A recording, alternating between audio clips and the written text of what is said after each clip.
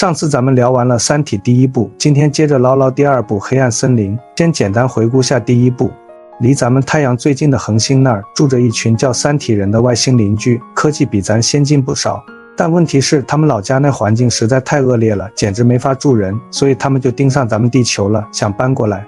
为了顺利搬家，三体人往地球发射了一种叫质子的超级机器人。这玩意儿可厉害了，一来就把人类的科技给锁死了，让它没法再进步。二来呢，它还能24小时无死角地监控地球上所有人的一举一动，跟个超级摄像头似的。做好这些准备后，三体人的庞大舰队就杀气腾腾地往地球开拔了，估计得450年后才能到。好，背景交代完，咱们这就正式进入黑暗森林的上半场。还是老规矩，用3个思想实验来串起核心内容，这也是咱们整个系列的第4、5、6个实验。第一个思想实验，如果人类社会变成思维完全透明的世界，是好事吗？为啥会琢磨这个奇怪问题呢？因为人类截获了地球叛军和三体人的聊天记录，发现了一个关键信息：三体人的思维是完全透明的。对他们来说，想和说是一回事，脑子里想啥，立刻就用电磁波广播给所有三体人。每个三体人只要醒着，就是个停不下来的电台，不停地向外发射自己的念头。所以啊，三体人就是个直来直去的种族，整个社会没有欺骗，没有虚伪，更没有谎言。他们知道人类居然能隐藏想法后，反而吓一跳，觉得我的天，你们这也太可怕了。看到这儿，不少读者就觉得三体人这种透明思维是不是一种更高级的文明形态啊？你看人类社会那么多丑恶现象，不都是因为欺骗、谎言、阴谋搞出来的吗？甚至有人开玩笑说，为啥是三体人欺负我们，不是我们欺负他们？可能就是因为我们地球人还在用人心隔肚皮这种落后的沟通方式吧。这观点还挺流行，加上三体在创业投资圈也火，好多公司都学着喊口号，要搞内部信息完全透明。那咱们就顺着书里提的这个茬儿，认真推演一下。如果人类社会也变成思维完全透明的世界，所有想法信息全共享，真对我们有好处吗？咱们从科学和社会学2个角度掰扯掰扯。科学角度看，这事儿对咱人类不太有利。为啥？很简单，太不经济，太费劲了。你想啊，向外发射信息是极其耗能的，咱们平时连续说1个小时话都觉得累，要是一种生物不停地往外发电磁波，那它得吃多少东西才能供得起这种又奢侈又没啥大用的行为？而且长期发电磁波对个体也很危险。打个比方，你是个狙击手，老这么发电波，还怎么隐藏自己？这不找死吗？再往大了说，如果整个种族都是这种话痨型人格，絮絮叨叨不停广播，那筛选出真正有价值信息的成本得多高？沟通效率绝对大打折扣。所以啊，这种随时随地心里开直播的技能，从生物属性上看，又耗能又添乱，给人类减分。社会学角度看，结论一样，不是什么好事，它会让人类协作的难度大大增加。思维太透明，啥话都直说，很多协作根本搞不起来。举个例子，谈恋爱也是一种协作吧。很多时候爱情开始，双方其实都没完全想清楚，但处着处着，感情越来越好，最后白头偕老，挺幸福的。但如果一开始就啥都挑明呢？我就是图你的钱，我就是对你有生理需求，很多人肯定接受不了，幸福感全无，结果可能就是一大票人注定孤独终老。不光爱情，企业文化也一样。公司需要给员工一个温暖振奋的目标，大家上班心情好，协作效率才高，最后才能成事。如果上来就直说那人辞职了，临时抓你来顶事，大家还有啥梦想？干劲都没了。一个没干劲的员工对谁有好处？再说大点，越是要把人类聚合成一个团结的组织，比如国家民族，就越需要一个看起来又虚又大的共同目标，比如建设伟大国家。这时候加入的人，你能保证都是纯粹为了这个目标吗？可能有人是真心，有人就是想多赚点钱，但出发的时候没必要分那么清楚，只要能把更多人拢住一起往前走，就有利于实现目标。所以科学、社会2个角度分析下来，结论就是三体人这种啥都透明的沟通方式，可能在他们那个特殊环境下可行，但真不适合人类。作为人类，我们不能一边享受信息不透明带来的高效协作，一边又要求规避信息透明带来的缺点，那不就成就全责备了吗？这第4个思想实验给咱啥启发呢？可能就是以后再碰到隐瞒、谎言、阴谋这些事儿，咱的观点能不那么简单粗暴了。对于必要的隐瞒、善意的白色谎言，甚至某些程度的套路，都能持一个更宽容点的态度，知道他们在社会协作里可能也有存在的道理。第2个思想实验，如果真有外星人入侵，我们该把决断权交给谁？前面说了，三体人派的质子机器人时刻监视人类，但他唯一监视不了的就是人类脑子里的想法。人类就利用这个 bug 搞了个面壁者计划，简单说就是打造人类有史以来最大的4个骗子。先选出4个精英，给你最大的权利，你说啥人类就干啥。但请注意，你所有动作都是在演戏，演给质子和三体人看的。你真正的计划对谁都不能说，只能烂在自己肚子里。最终目的就是用所有人都意想不到的方法，把全人类和三体人都骗过去，打败三体人。4个面壁者很快选出来了，前3位都是牛人，美国前国防部长委内瑞拉前总统，还有一位科学家。他们的计划一个比一个狠，但都失败了。只有第4位面壁者罗辑没失败，他就是三体人唯一害怕的那个人。而罗辑没失败的原因是他压根儿没拿出任何像样的计划。咱们先看看前2位面壁者的计划是啥，怎么失败的，这跟咱们要讨论的决断权问题直接相关。第1位面壁者，美国前防长，他的计划超级高大上，搞量子幽灵部队去跟三体人干架。解释一下，这是小说里想象的武器，先用一种叫球形闪电的武器攻击人类自己的军队，把人打成量子态。量子态嘛，可以理解成人既在这儿又在那儿，既活着又死了。这样一支打不死的幽灵部队听起来很无敌呀。客观说，这计划值得一试，毕竟常规军打三体人就是送死，不如赌一把。可惜计划被三体人识破了，三体人应对方法简单粗暴，直接把这计划公布到网上了。不明真相的群众一看，炸锅了，好家伙，耗子扛枪窝里横啊，还没打外星人先琢磨打自己人，拿子弟兵当小白鼠。舆论压力排山倒海，人类高层也顶不住了，出来干涉。最后这位面壁者扛不住压力，开枪自杀了。第1位报销。第2位面壁者委内瑞拉前总统，他的真实计划是在水星背对太阳那一侧埋大量氢弹，一旦引爆能把水星炸离轨道，最后掉进太阳里。太阳内部发生链式反应，地球也得跟着完蛋。说白了，这是个要挟战术，你三体人敢来我就炸水星，地球没了你们也别想要。这计划其实非常可行，逻辑就是我打不过你，但我有毁掉你想要的东西的能力，我就有谈判筹码。经济学家诺斯说过，制度的建立取决于双方的谈判能力，这计划就是为了拿到筹码。然而三体人又识破了，老办法，上网公布。老百姓一看又疯了，三体人毛还没见到，你先要把太阳炸了，我们还活不活了？民意汹汹，结果这位面壁者下飞机时直接被一群愤怒的群众围殴打死了。第2位也报销了。总结前2位的失败，根本原因就是人类自己民众的强烈反对。这就回到咱们思想实验的核心问题了，面对外星人入侵，我们应该对大部分人信息透明吗？按小说情节看，作者给的答案可能真是否定的。前2位面壁者的计划在当时那么烂的战局下，几乎是最好的方案了。但一旦让太多老百姓知道细节，他们就能拿出各种非理性的理由反对你，而且这股民意只负责反对，不负责解决问题。三体人正是看透了人类这毛病，才用这么简单一招，公布计划就搞定了，利用你们内部不团结就够了。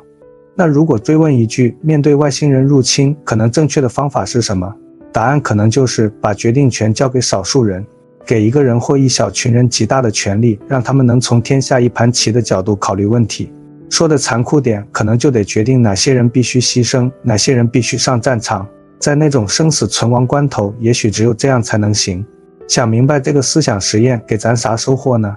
可能就是当我们面对一些完全不了解也没经验的大事时，最科学的决策或许就是相信那些掌握更多信息而且跟我们在一条船上的聪明人，把问题交给他们来决定。这反而可能是对人类整体最有利的方式。当然，这权利也得有制衡，但盲目要求绝对透明，在极端危机下可能真会坏事。好，第5个思想实验说完，接着把剩下2位面壁者的故事讲完。第3位面壁者，他拿出的计划叫思维钢印，表面上是要研发一种机器，能强制往人脑里输入信念，比如给每个士兵都输入人类必胜的信念，打造一支意志绝对坚定的超级战士。但这只是幌子。他的真实计划是在输入信念代码时，偷偷在前面加个负号，数学里正负那个负号，结果人类必胜就变成了人类必败。他想干嘛？说白了，这是个保留火种的计划。他认为人类肯定打不过三体人，与其鸡蛋碰石头，不如学武侠小说，保住少林一脉，留得青山在。这计划本身倒是成功了，弄出了一批坚信人类必败，随时准备逃跑的人。但三体人压根不在乎，你爱跑哪儿跑哪儿，只要我能占领地球就行。这位面壁者的计划算是成功了，但对战局没啥直接影响。第4位面壁者罗辑，这位就是主角，普通人一个。他能当选，唯一原因就是三体人特别想除掉他，别人都不怕，就怕他。为啥怕他？可能就因为他是叶文洁女儿的高中同学，曾见过叶文洁半小时。那次聊天说了啥？人类不能问，也不敢问，质子监听着呢，一问等于告诉三体人。人类只能指望那次谈话里藏了什么惊天秘密，于是指定他当面壁者。罗辑上任后基本就是混日子，吃喝玩乐，直到有一天他终于干了件像面壁者该干的事儿，他要求人类高层向宇宙公布一个特定恒星系的坐标。公布方式很特别，公布这颗恒星相对于宇宙中其他几个已知恒星的距离，比如离 A 星多远，离 B 星多远，离 C 星多远。这样，如果一个高级文明拥有宇宙3维全景图，通过这种大数据匹配，就能精确定位是哪个星系。发完信息，罗辑预言这个星系未来会被毁灭，所有人都莫名其妙，但他是面壁者，照做了。完事儿后，罗辑说：“行了，我没啥要做的了，申请冬眠。”当时人类有冬眠技术，可以暂停衰老一直睡。他要求等那颗恒星爆炸了再叫醒他，说完就睡了。就在罗辑冬眠后不久，人类收到了一个晴天霹雳般的坏消息。哈勃望远镜在太阳系和三体星系之间的星际尘埃带里发现了1000多条整整齐齐的飞船尾迹，就像有人在雪地上走过留下的脚印。三体舰队千真万确地来了。人类是眼见为实的物种，这下实锤了，民众反应天翻地覆，世界格局瞬间紧张。第3个思想实验，如果面对外星人入侵，我们应该采取什么样的社会架构？眼见为实的三体舰队让人类社会空前团结，达成共识，威胁是真的。而且这次侵略者跟历史上的不同，他们占领后不会搞民族融合，人类面临的是种族存亡危机。这种恐惧直接导致了一个结果，集权政府抬头。世界范围内掀起了一股回归集权政府的潮流。文化上，政府开始管控文化；经济上，推行平均主义，放弃市场经济，最后干脆搞配给制，粮食物资全由政府分配。结果呢？这种制度推行了没几十年，三体人还没到呢，人类社会自己先崩溃了。人类进入了长达50年的大低谷时代。经济先崩盘，银行挤兑潮爆发，多国政府破产一发不可收拾，全球陷入无政府状态。人类本想往高处蹦一下，结果一头栽地上。这50年，地球成了地狱，人吃人，暴徒横行，世界人口从83亿锐减到35亿，死了近50亿人。小说这段虚拟历史等于又把破坏自然经济的可怕后果血淋淋地给咱演练了一遍。历史上这种亏人类没少吃，道理本该明白，但特殊危机下又糊涂了。转折点来了，在大低谷尾声，于2080年，人类触底反弹，爆发了第2次启蒙运动和文艺复兴。人类就是这样，经历大苦难后往往有大反省。这次悟出一句掷地有声的口号，给岁月以文明，而不是给文明以岁月。大意就是宁可像人一样有尊严的被三体人灭掉，也不能像蚂蚁一样苟且偷生。没有文明，活再久也没意义。想通之后，各国不搞集中生产了，也不教民众做人了，社会心态变成别跟我扯什么战胜三体人的远大理想，我就想过好眼前的小日子。就像那句话说的，穿西装看手表，文明1秒是1秒。结果出乎意料，因为个体解放了，自由贸易恢复了，整个社会的活力反而被调动起来了。经济迅速振兴，各种应用技术突飞猛进，短短100年，人类文明不仅重新站起来，科技水平甚至反超大低谷之前。人类信心回来了，本来只想过段快乐文明的最后日子，没想到反而更牛了。那是不是该造点战舰，试着打一打了？人类这一发力就不得了了，造出了恒星级战舰，能星际航行的超级战舰，长几百米，载远2000多人，能以15%光速前进。注意，这速度比三体舰队快。它能飞出太阳系，在外层空间拦截三体舰队，火力极其凶猛，加码激光炮、电磁轨道炮、高能粒子炮、次声波氢弹。当时已服役2175艘，还在继续造。再看三体舰队那边，人类一直在监测，发现他们穿过一片星际尘埃后，舰队数量从1000艘左右掉到了只剩300来艘，队形也变得散乱不堪。这支破败的舰队将在200年后到达地球。如果他们还敢来，妥妥是来挨揍的。现在看这个思想实验，小说里这段180年的人类历史，前80年集权崩溃加后100年自由发展，是个涉及政治、社会、经济的大型推演。前80年人类主观想富国强兵，结果民穷财尽；后100年主观想顺其自然过好小日子，结果反而实现了富国强兵。为啥跟直觉相反？关键就在于外星人降临的时间。做个假设，如果三体舰队4年后就到，那前80年搞配给制、强征入伍等做法还真有点道理。这种模式对短期单一任务快速提升集战力是有效的，但现实任务是在400年这么长的时间里实现富国强兵，打败一个从未见过的敌人，这是个长期复杂任务。应对这种任务，人类目前找到最有效的方式就是激发市场和社会的活力，让每个人自由表达天性，想唱歌唱歌，想娱乐娱乐，把每个人的需求都卷入社会协作中，这样才能真正推动科技创新。举个例子，怎么造出更好的战舰？不是逼每个人都去搞科研，而是尊重每个人的需求。只要大家都想要更薄更时尚的手机，商人才有动力研发更薄的芯片，最后这些经过市场检验的先进芯片才能用在宇宙飞船上。这做法一开始有点反直觉，但小说里不正是因为人类一开始用恐慌情绪代替理性选择，才绕了大弯路吗？所以回答第6个思想实验，面对外星人入侵，该用啥社会架构？小说给的答案是，这问题不好直接答，得先反问，外星人啥时候来？是迫在眉睫几年，还是长远威胁几百年？应对短期危机和长期备战，需要的社会资源调配方式是完全不同的。好，说到这儿，《三体2：黑暗森林》的上半部分就给你讲完了。人类历经波折，科技反而反超了。在接下来的下半部分里，三体世界的一支先遣小分队将抵达太阳系，双方会发生第一次惊心动魄的交锋。下半部的故事咱们下期再会。上次咱们聊到人类经历大低谷后，科技大爆发，造出了2000多艘牛气冲天的恒星级战舰，感觉自己又行了。反观三体人呢？他们那跨越星际的长途跋涉可不容易，舰队损失惨重，只剩下出发时的1/3。这下人类信心爆棚，觉得这仗啊赢定了。还是老规矩，咱用3个思想实验来串起黑暗森林下半部的精华内容，也就是咱们整个三体系列思想实验里的第7、第8和第9个。不过在聊这些烧脑的实验之前，先轻松一下，看看小说里描绘的人类22世纪是啥光景。未来世界翻天覆地，全靠2大核心技术：可控核聚变和基因改造。可控核聚变一搞定，能源问题彻底拜拜。你想啊，海水里氢多的是，木星上更是氢的海洋。这下好了，人类省水省电几百年，这些概念直接进博物馆了，电成了最不值钱的东西。未来还解决了无线充电，电源就跟现在的 WiFi 信号似的，电器一进电场范围，立马自动供电，方便得不得了。另一项基因改造技术更牛，人类需要的粮食啊、经济作物啊，全在工厂里流水线生产，电不是多的用不完吗？就给植物提供最强的全光谱照明，再把作物基因一改造，像那超级基因水稻，叶子都不长，直接接穗，1个礼拜就能收1季。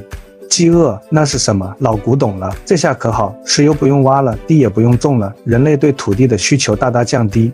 历史上那些争得头破血流几百年的地盘，突然就没人稀罕了。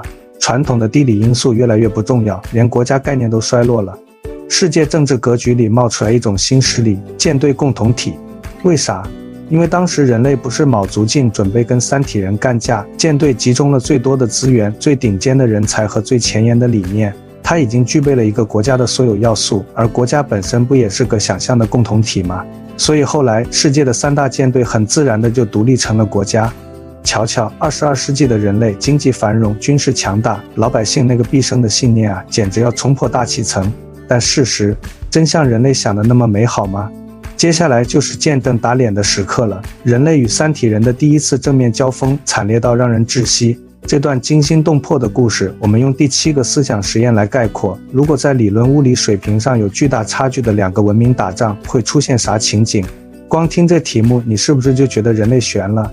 小说里人类自己作死也做得差不多了，而自大绝对是败人品的头号利器。人类干了2件特别自大的事：一，他们发现三体世界派了一艘速度贼快的小飞船，赶在大部队前头，眼看就要进太阳系了。人类呢，非认定这艘小船是来谈判甚至投降的，连怎么跟人谈判、怎么收容三体人都开始琢磨词儿了。2. 为了炫耀武力，或者说振奋士气，人类决定倾巢出动。2015艘恒星级战舰浩浩荡荡杀向太阳系边缘，就为了截击那一艘小小的三体飞船。舰队出发那天，2000多艘战舰排成长方形阵列，从木星基地起航。在宇宙里看，就像一堵巨大的钢铁之墙向前推进，任务是去消灭那个压抑了人类整整2个世纪的宿敌。地球上万人空巷，所有人都盯着直播，看着这壮观的场面，想起过去的苦难和如今的不易，情绪一下子爆发了，好多人激动的嚎啕大哭，自豪感爆棚，我是人类，我骄傲。然而这含着泪的目送竟成了诀别。这支舰队出发后就再也没回来。他们在靠近海王星轨道的地方遇上了那艘三体小飞船，这是人类第一次亲眼见到来自三体世界的物质。靠近一看，叫它小飞船都算抬举了，它也就一台卡车那么大，顶多算个小探测器。形状嘛，跟一滴水一模一样，一头圆，脑袋一头尖，尾巴带喷射口，表面光滑的像镜子，还挺好看。发现人类舰队后，水滴就停在那儿不动了。在人类看来，这妥妥是俯首称臣的姿态啊。人类派了艘小飞船过去接触，水滴既不说话也不动弹，就在那儿装死。人类飞船待了会儿说，行吧，给你做个体检，量了长宽高啥的，最后测量物质构成时，人类直接傻了。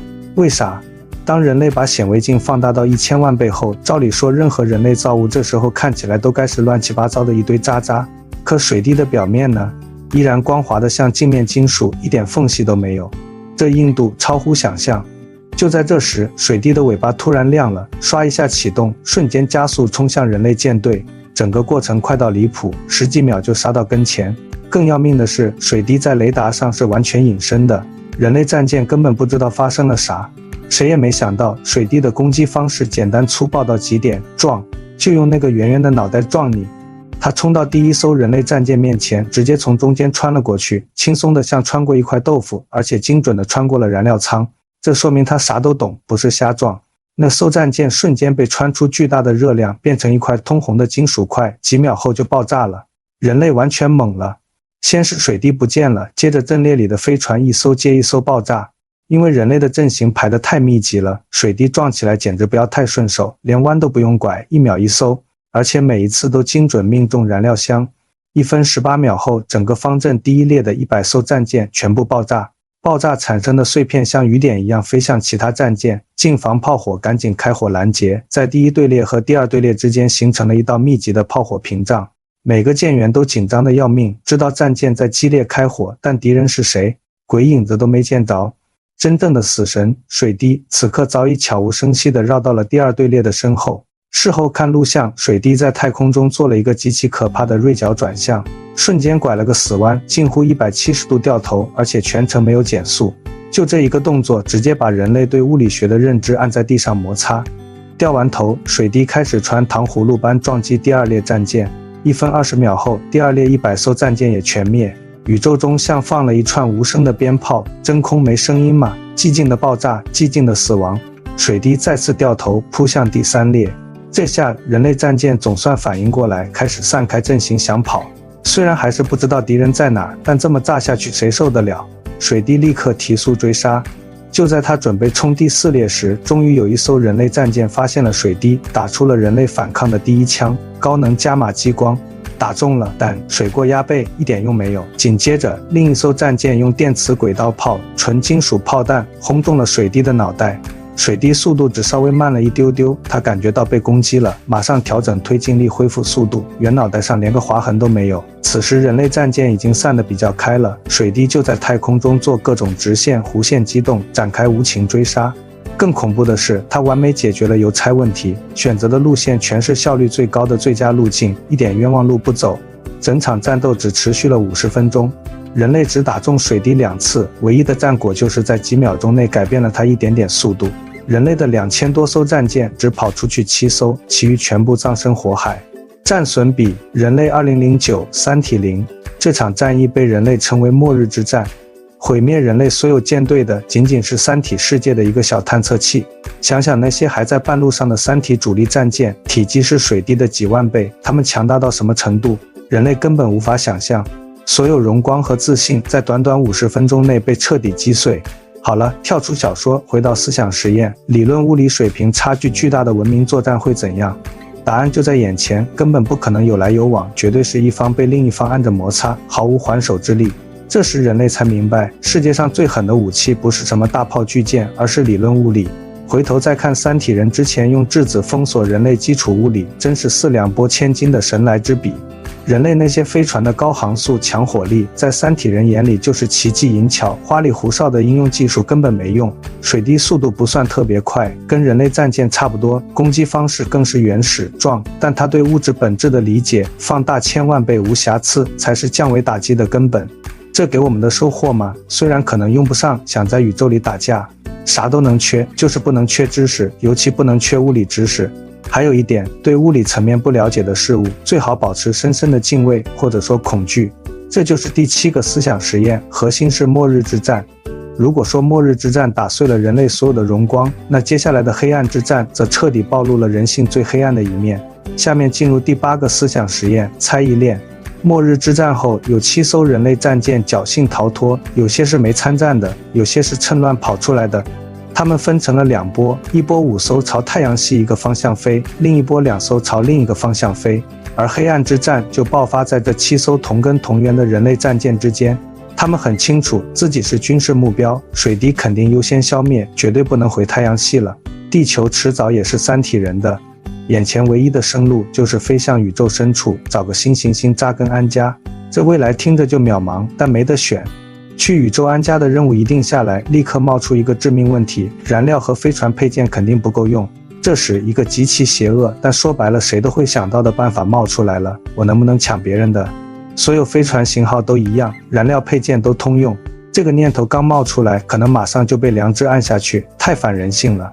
而且哪个舰长下令屠杀同胞，以后也别做人了。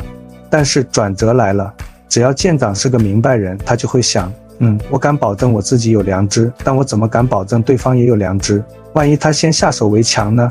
这么一想，问题就从我先动手的愧疚感，瞬间变成了理直气壮的主动自卫。接着新的推论产生了，我能想到这点，难道对方就想不到吗？他是不是也可能主动自卫？那这么一想，我是不是更应该主动自卫了？得，这下升级成我必须干掉他了。猜疑链还没完，对方也能想到我刚才想到的这点啊，所以我还得升级，干掉对方慢了都不行。这种主观的恶意在双方脑海里来回反射，不断升级的过程，就叫猜疑链。刘慈欣原创概念。猜疑链只有一个办法终止，其他人都死光，只剩我自己猜。这玩意儿特别像生活里一个场景，拿麦克风对着音箱会发出刺耳的啸叫，物理学上这叫自激。一个微小的声音进入这种能来回反射的机制里，瞬间就能变成巨大的噪音。猜疑链就是这个道理。回到小说，这些战舰之间有微小的主观恶意吗？太有了，因为燃料配件不够，可能要抢这个念头本身就存在。猜疑链一旦启动，聪明人可能1分钟都不用就想明白必须动手，于是一场惨烈的自相残杀爆发了。战斗结果是5艘的那波打到只剩1艘，2艘的那波也打到只剩1艘。远在太阳系两端的2艘人类战舰都装满了抢来的燃料和补给，各自飞向宇宙深处。这场战斗被称为黑暗之战。刘慈欣用这个思想实验深刻揭示了人性在极端环境下的黑暗面，但收获是啥？是教我们以后遇到这种情况要下手快吗？当然不是。这个实验最大的意义是告诉我们，构建一个有规则和执法者的世界有多重要。在黑暗之战爆发前，每艘战舰其实都在算一笔经济账，付出1颗导弹的代价就能换来绝对安全，性价比太高了，谁不干？但如果存在明确的社会规则和强大的执法者呢？代价就变成1颗导弹加未来的惩罚，那就不一样了。动手前都得掂量掂量，这种由快速升级的恐惧引发的攻击就能被阻挡下来。所以黑暗之战的启示不是说人性多黑暗，而是我们不能陷入无政府状态。小说安排这个情节，完美衔接了后面的核心思想，无政府状态下的人类会爆发黑暗之战。那无政府状态下的宇宙是不是也遵循同样的道理呢？这个思路引出了我们最后一个，也是黑暗森林最核心的大梗，宇宙的黑暗森林法则。第9个思想实验，一个无政府主义的宇宙会衍生出什么样的宇宙社会学？回到故事，末日之战后，人类精神彻底崩溃了。地球上的教堂、寺庙人满为患，既然追求不了外部和平，那就追求内心和平吧。就在这时，一个人类高官突然找到罗辑，郑重宣布：罗辑先生，我们决定恢复你的面壁者身份。插一句，罗辑之前被冬眠唤醒，但末日之战前人类觉得自己牛了，就废除了面壁计划，罗辑变回普通人，混在人群里亲眼目睹了末日之战的惨状。罗辑问：咋想起我来了？官员答：因为你之前公布坐标的那个恒星系被一种神秘力量摧毁了，我们不知道你怎么做到的，也不用解释。总之，现在全人类听你的了。罗辑的眼睛瞬间亮了，这说明他之前的理论是对的，他还有机会拯救地球。小说至此亮出了核心大梗——黑暗森林法则。这是罗辑根据多年前叶文洁就是坑了地球那位对他说的几句晦涩难懂的话推导出来的。当年两人偶遇，叶文洁对罗辑说了些像是临终嘱托的话：小罗，我跟你说些想法，担心以后没机会了，就当随便说说，但不管哪种情况我都尽责任了。这话一听就不简单，尤其出自叶文洁之口。叶文洁对罗辑说了4个概念：公理1，生存是文明的第一需要；公理2，文明不断增长和扩张，但宇宙中的物质总量保持不变；3，猜疑链； 4，技术爆炸，指低级文明可能在短时间内科技水平爆炸式增长，人类就是例子，要不是质子封锁，科技早飞了。罗辑当时没懂，但牢牢记住了。多年琢磨后，他终于明白这4个概念能连成一句完整的话。宇宙物质总量不变，说明整个宇宙是个零和博弈，也就是你资源多了，我的资源就少，从而导致文明间必然存在生存竞争，而生存是文明的最高目标，为了生存可以打破一切。而且宇宙尺度太大，从一个文明达到另外一个文明的时间跨度里，对方可能突然变得无比强大，所以弱小文明并不等于无害。连起来就是宇宙是一片黑暗森林，无政府状态，每个文明都是带枪的猎人。森林里死一般寂静，谁都不出声，但都知道藏着很多猎人。一旦某个文明的位置信息被暴露，就像黑暗森林里点亮了一小团篝火，所有其他猎人的第一反应必然是开枪消灭它。因为森林里没有警察，也就是公正的执法者，开一枪的成本很低，却能换来巨大的安全，因为消灭了潜在威胁。那个倒霉鬼倒下后，森林重归死寂。罗辑之前公布坐标导致恒星被毁，就是被这种黑暗森林打击干掉的。这就是宇宙黑暗森林法则。三体人怕罗辑，就是怕他想明白并利用这个法则。罗辑可以威胁公布太阳系和三体恒星的位置坐标，拉着三体一起被更高级文明毁灭。罗辑的想法就是，我打不过你，但我可以摇人，让更高级文明来灭了我们俩。那么罗辑最后是如何建立起这种黑暗威慑的呢？罗辑重新当上面壁者后，领导了一个听起来很废柴的计划——雪地计划。唯一作用就是预警，在太阳系外围布置一堆核弹，核弹外面包裹特殊物质，引爆后这些物质会炸开，在太阳系外围形成一大片油膜尘埃云。如果有东西，比如三体舰队从外面进来，就会像踩在雪地上留下脚印一样，在油膜上留下痕迹，人类就知道有人来了。大家心里嘀咕，知道有人来了有啥用？又打不过。但罗辑坚持说有用，人类只好花了1年半陪他搞这个。罗辑天天关在办公室里研究图纸，仔细布置3614颗核弹的位置，完全沉浸在这个毫无意义的工作里。1年半后，计划完成，核弹各就各位，只等引爆。但罗辑的想法哪那么简单？能被你们看穿还叫面壁者吗？这天，罗辑独自一人来到一片墓地，他先给自己挖了个墓坑，然后躺了进去，掏出一把手枪顶住自己的太阳穴，对着空气。他知道质子在看，说：三体世界，我要跟你对话。听着，我手腕上带着一个生命体征监测仪，只要我心跳停止，它就会向全宇宙发射信号，引爆雪地计划的所有3614颗核弹。